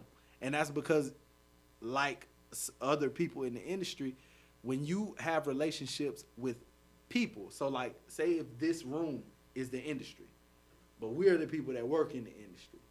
You could be cool with the people that work in the industry, but if you're not cool with the industry, the consensus becomes you're hard to work with, you're this, you're that. And now everybody feel that. So when the guy that signed you leave, and then the guy that he hired leave, and then the guy that stepped up that you know that was him get fired, everybody gone. Now we like, all right, so how we make this thing work? How we get another Lotus Flower Bomb from him? Or do we even That try? was a good song. Or do we try? And we saw with Warner Brothers this deal that he just did. Oh my God! Like Warner Brothers cutting the check. Whatever they doing over there, they cutting the check. But you see that people are saying, okay, your potential, based on your talent, based on what we know about you, based on what you've been able to do, it garners us to cut that check for you, to bring this offer to you, to put you in a position so you can do whatever you want. Because when you was doing whatever you want, we was getting Lotus Flower Bombs. We was getting Sabotage. We was getting Bad. We was getting all these joints. We got the joint with you and Rihanna. Like that's we was getting those. Do whatever you want. And that's not a knock to MMG. That's a knock to the parent label because you still got MMG. They watch the album get made, and then you take it to hey, we need a release date. Hey, so we don't think that it's good enough. All right, cool. Come back 3 weeks later. All right, I got this. So our president just stepped down, and we're trying to figure that out. Give us a couple weeks, and then you saw he became like disgruntled Wale because he watching other people sign to his label, drop albums, put out bodies of work, and he can't do that because it caught up in. Yeah. Which And leads the truth to what about we nothing have was now the- with social media. When you speak out about your label, and then the label got to move. ASAP. So they can either put the music out, or you'll get that press release. Such and such is now dropped from this such and such and such. That cool? I got 3 million followers. If 10% of my followers buy my music, still 300,000 people. I'm straight. I'm cool. Do what you gotta do, cause somebody else gonna cut the check. And with all these labels and everybody going from label to label, and Vigilante going from Warner Brothers to Sony, and then and then you going from Sony to Universal, and then from Universal to RCA, and then RCA to Columbia, and then Columbia to Empire, and then Empire to 300. As you move through all these labels, all I can do is do what I'm doing, and then by the time you get to where you're going to be, hey, so I think that we should sign such and such.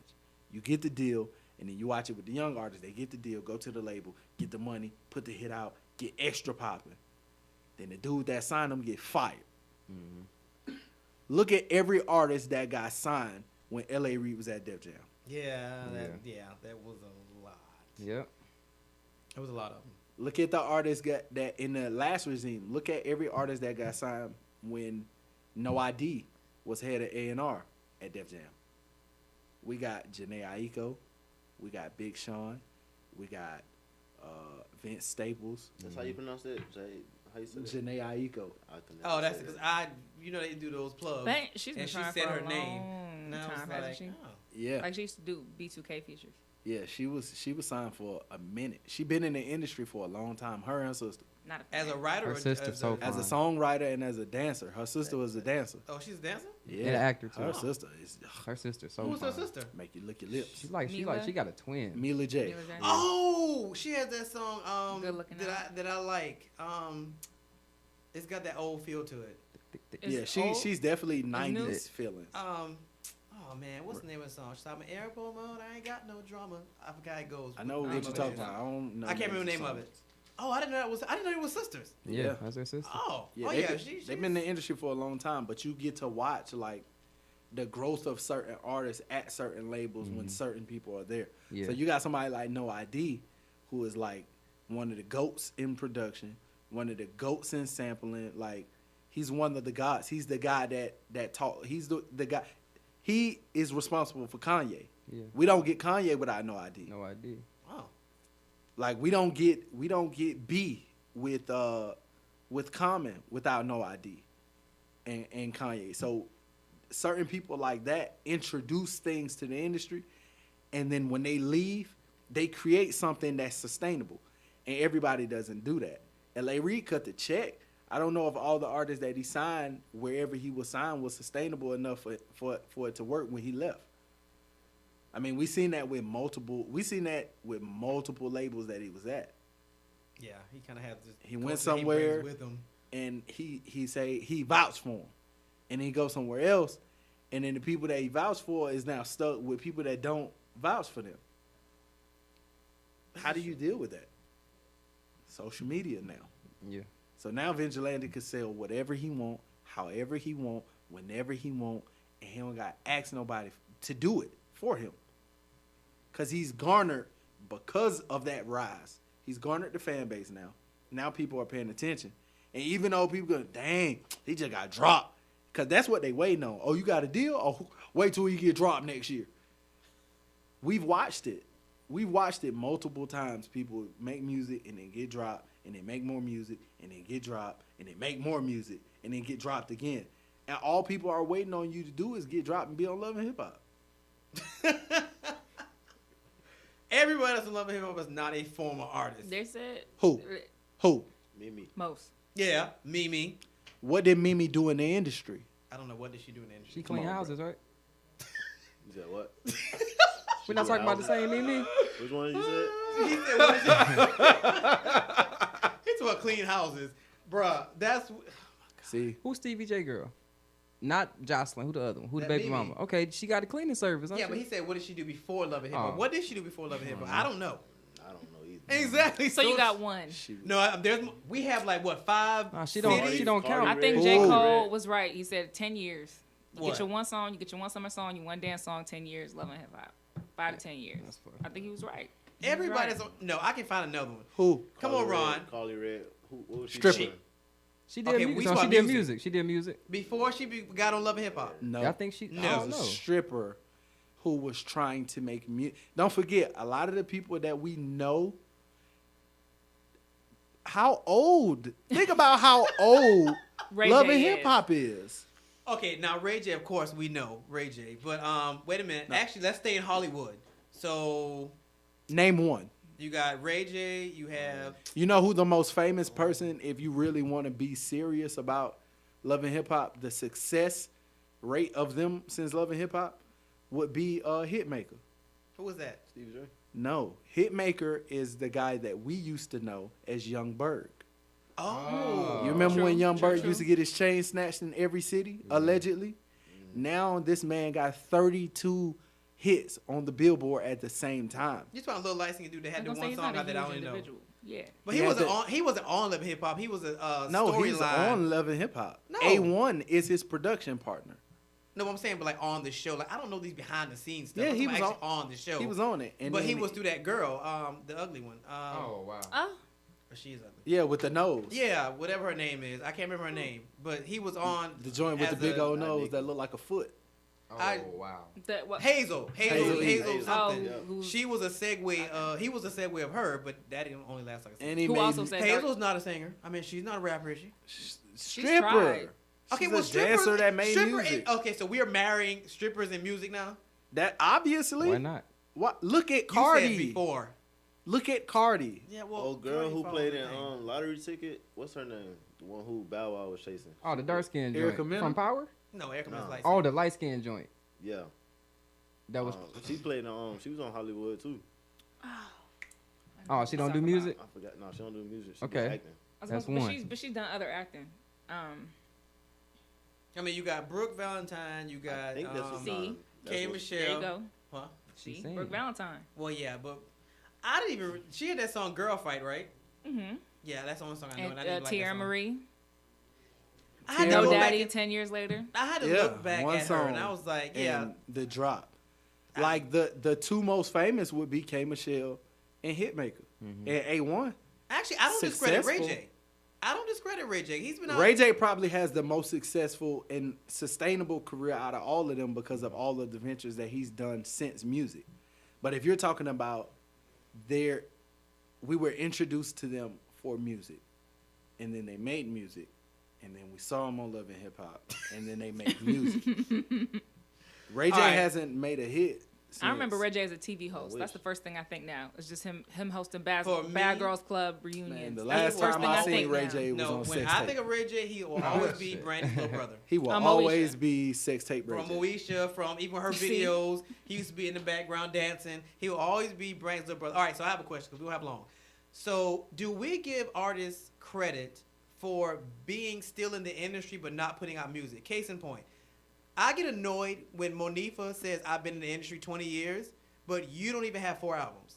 So, Who's Monifa? The R&B. the R&B girl, she was on She can sing. R&B Divas. She's good. She but was in the group. no, she was with Heavy D. She was his first female artist. She had that song "I Miss You." Okay. In any event, do we give artists credit for being around the industry but not actually having a big discography? Meaning you have a bunch of albums to show that you've been in the industry, putting No. out music and being relevant. No, I doodle on all these folks' careers. no, you don't get no credit for that. I'm just asking because she says that. She who? You want to know what it is that I hate? I hate when people be like, I used to work with. Right. I used to produce for. Right. I mean, if it's Background valid. dance. No, I this did this the- happens every day right here. What he's talking about? As an artist, Mm-hmm. when somebody tell me I did the last Tony Braxton track, Then why are you here talking I to me? produce for the Dream. Mm-hmm. I got Grammys. Mm-hmm. Talk about it. Why am I here? Because I shouldn't be able to afford you if I'm here. Well, I think that's what they're saying is that technically I'm. I've doing been you a in the solid. game for 15 years. So you saying they shouldn't be messing with you? No, I'm saying no. It should be a that- hierarchy that I know about that you don't have to tell me. if I see. you sign Vigilante, right? You go to a label. Ricardo D. Rice. He had what's a good label? Interscope, Universal, Columbia. RCA. RCA. You at RCA. You bring Vigilante to RCA, right? 20 years ago. Right. And then I look up your resume. And I say, all right, what you do? Who you? All right, Vigilante. And then 7 years later, Tierra Marie. And then 1 year after that, nothing. And then 10 years later, you on Love and Hip Hop. If you did, my question is, when you say you used to work with somebody, can you call them? Can you call him right now? Yeah, that's true. Yeah, but the industry's changed, so their numbers probably change in 20 years. Nah, I wanna hear that, nah. Cole. Connections. Nah. I have want to hear that, Cole. changed. I want to hear that. I'm just saying, like I they wanna don't hear send that. out a No, press sir. release saying I changed my number. I want to hear that. You want to know Nah. why I want to hear that? Because if you campaign for Obama, you can still get in touch with him.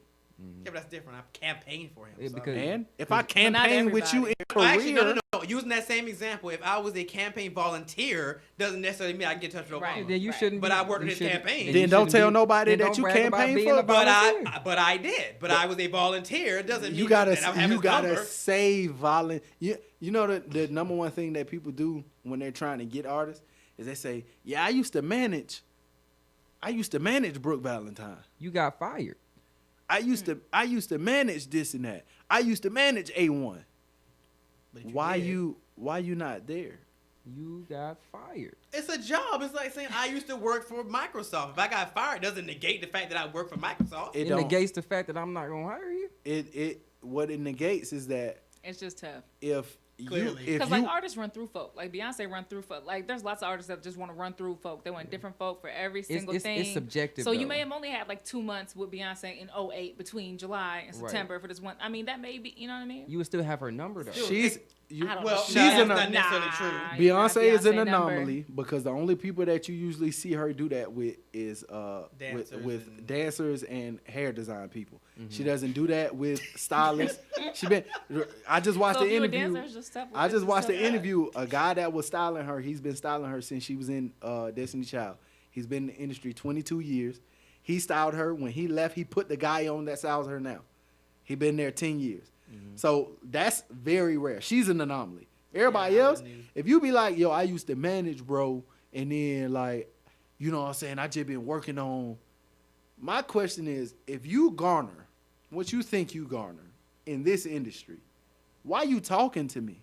Mm-hmm. You would still be working on that or the bigger project than you trying to sell me to work with you. It sounds like you need me. Well, I mean, in essence, that's what that conversation means. you. In essence, that's what that conversation means. Look, I need you, but I don't want you to forget who I am. That's what that conversation is really saying. That's dead. Who is you? That's dead. I'm just saying, that's what that conversation means.